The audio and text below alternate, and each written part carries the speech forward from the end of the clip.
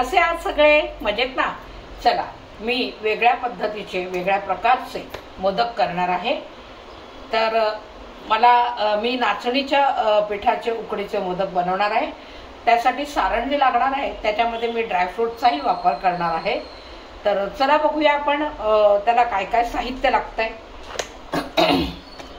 ओलं खोबरं, गूळ, बेदाणे लागणार आहेत आणि ह्याच्यामध्ये बदाम आणि काजूचं हे करून ठेवले, क्रश करून ठेवलेलं आहे, कूट करून ठेवलंय, तूप लागणार आहे। चला तर आपण आधी प्रथम तयारीला लागूया। चला तर आपल्याला सारण करायचं तर त्याच्यासाठी मला पॅन लागणार आहे। नाचणीच्या पिठाचे उकडीचे मोदक करायचे, पण सारण मात्र मी आदल्या दिवशीच करून ठेवणार आहे, म्हणजे वेळ वाचेल आपला।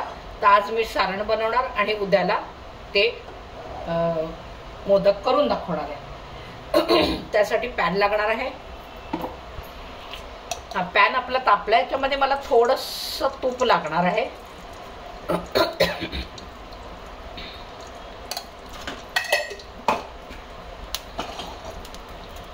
जरा आपलं जे ओलं खोबरं आपण घालतो ते खाली लागू नये म्हणून मग जरा तूप घालायचं। आता हे ओलं खोबरं याच्यात घालायचंय, ते थोडंसं मी मंद आचेवरती जरा परतून घेणार आहे। त्याला थोडंसं परतून घ्यायचं, म्हणजे कसं त्यातला जो ओशटपणा असतो तो निघून जातो।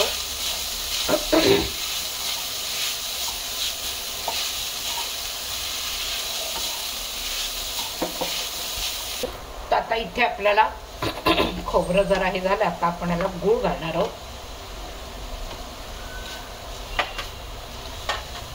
आता मंद आचेवरती हे पूर्ण छान शिजवून घ्यायचे आपल्याला, म्हणजे हे आता गूळ पातळ झाला की सारण पण पातळ होतं, मग ते आटवून घ्यायचं आपल्याला। हा आता इथे आपलं हे पुरण तयार झालेलं आहे। त्याच्यामध्ये आपण ड्रायफ्रूट ती पावडर जी करून ठेवली होती ती घालणार आहोत। हे ड्रायफ्रूट पावडर घालून ना आपल्याला थोडी परतून घ्यायची पण। आणि हे बेदाणे जे चिरून ठेवले, मी बेदाणे चिरून ठेवते कारण मोठे मोठे असतात ना, मग ते फारच मोठे राहतील आणि आपल्याला पारी वळताना त्रासाचं जाईल। तर हे चिरून ठेवले ते सगळे बेदाणे घालते आणि परत एकदा तर छान ह्याला परतवून घ्यायचंय।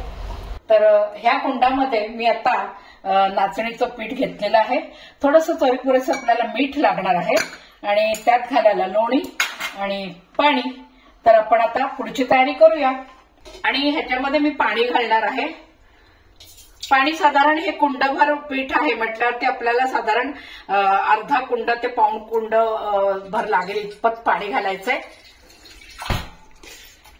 हे मी पाणी घातलेलं आहे। आता ह्याला उकळी येऊ द्यायची आहे। आता ह्याच्यामध्ये आपल्याला चवीपुरेसं थोडं मीठ घालायचंय।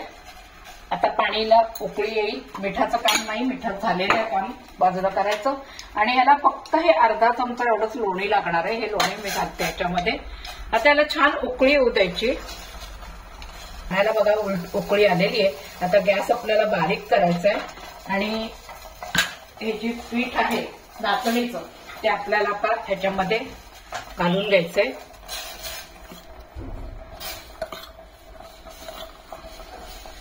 त्याच्याने आपल्याला ते ढवळून काढायचे पटापटा।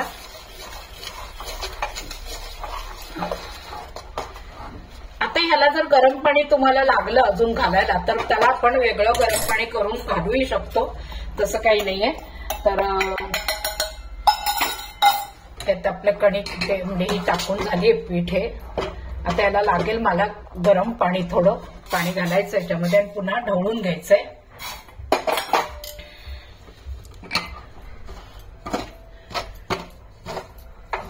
आता हे आपलं झालं व्यवस्थित। आता याला आपण 5 मिनिटं अगदी झाकण घालून झाकून ठेवून द्यायचंय, म्हणजे ते वाफेवरती व्यवस्थित ती उकड आपली तयार होते। झाकून ठेवते हे बस एक अर्ध्या तासाने आपण ह्याला मग गरम गरमच मळून घ्यायचंय। चला तर आपण आता ही उकड जी केलेली ती तयार झालेली आहे। आता हिला थोडं गरम असतानाच आपल्याला मळून घ्यायचंय। तर मी हे आता परातीत काढून घेते सगळं आणि मग फार गरम असते ते, हाताला चटके लागतात, मग थोडंसं आपण स्मॅशरने त्याला दाबून घ्यायचं। व्यवस्थित असं दाबून घेतलं की मग आपल्याला हाताला गरम लागत नाही. गरम गरम मळली ना की त्याच्यामध्ये गुठळ्या राहत नाही, म्हणून मग गरम गरम असते खरी तर मळावी लागते. तर चला आता आपण उकडी माझी बघा कशी मळून झालेली आहे. आपल्याला थोडासा तुपाचा हात लावायचा आहे आणि लाटून घ्यायचा आहे. तुपाचा हात त्याच्यासाठी की त्यांनी ना मग पोलपाटाला ती चिकटणार नाही उकड तुमची, म्हणून थोडासा तुपाचा हात लावायचा आणि मळून घ्यायचे. तर किती तुम्हाला पातळ हवेत त्या पद्धतीने आपण लाटायचंय. फार पातळ पण नाही करायचंय, कारण मग त्याचे पण जेव्हा कळ्या पाडायला घेतो तर त्या फाटतात मग, म्हणून जरा असं थिकच ठेवायचं, अति पातळ नाही करायची व्यवस्थित. आणि आता ही हातावर घ्यायची आणि मग त्याच्या कळ्या पाकळ्या करायला सुरुवात करायची आपल्याला. तर हे अशा पद्धतीने आपल्याला पाकळ्या करायच्या आहेत. या बघा सारण भरणार आहे. तर हे आता पातेलं आपण ठेवलंय, पाणी आता याच्यात घातलंय. आणि ही उकड काढताना मात्र ना जे तुम्ही नाचणी दळून आणली तर ती तुम्हाला ना बारीक चाळ म्हणजे पिठाची जी चाळण असते त्याच्यातनं छान चाळून घ्यायची आणि मग त्याची उकड तयार करायची. कारण मग त्याच्यामध्ये जरा जरी काही कण वगैरे आले तर मग तुमचे मोदक नीट होणार नाहीत.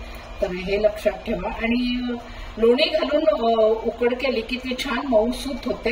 तसं तुपही घालता येतं, तुपही घातलं तरी चालेल, ऑप्शन आहे तुम्हाला. जसं लोणी काय सगळ्यांकडेच अवेलेबल असतं असं नाही. तर हे बघा हे अशी पारी आता तयार केली. आता याच्या आपण कळ्या पाडायला सुरुवात करायची. तर चला आता पाणी आपलं हे तापलेलं आहे आणि आता हे मोदक आहेत ते मी उकडायला ठेवणार आहे ह्याच्यामध्ये. तर हे आता उकडून घ्यायचे आपल्याला. त्याला झाकण लावून आपण झाकून ठेवायचंय 15 मिनिटासाठी. चला आता 15 मिनिटं आपली झालेली आहे. ते मोदक झाले असतील. आता मी झाकण काढून त्याचं बघते तयार झाले का. हे बघा आता आपले हे मोदक असे नाचणीच्या उकडीचे मोदक तयार झाले. त्याला भरपूर तूप घालून त्याच्यामध्ये छान आपल्याला खाता येतील. तर बघा तुम्ही पण असे नाचणीच्या पिठाचे उकडीचे मोदक करून. हे खूप पौष्टिक असतात आणि लहान मुलांसाठी तर फारच उपयोगी आहे. बघा तुम्ही पण करून आणि मला कमेंट्स बॉक्समध्ये कळवा कसे झाले ते. आणि लाईक करा, शेअर करा आणि बेल आयकॉन बटन दाबून मला सबस्क्राईब करा. आणि नवनवीन व्हिडिओ असे घेऊन येतच आहे, ते बघायला रेडी राहा. चला पुढचा व्हिडिओ घेऊन येतेच आहे लवकर. बाय.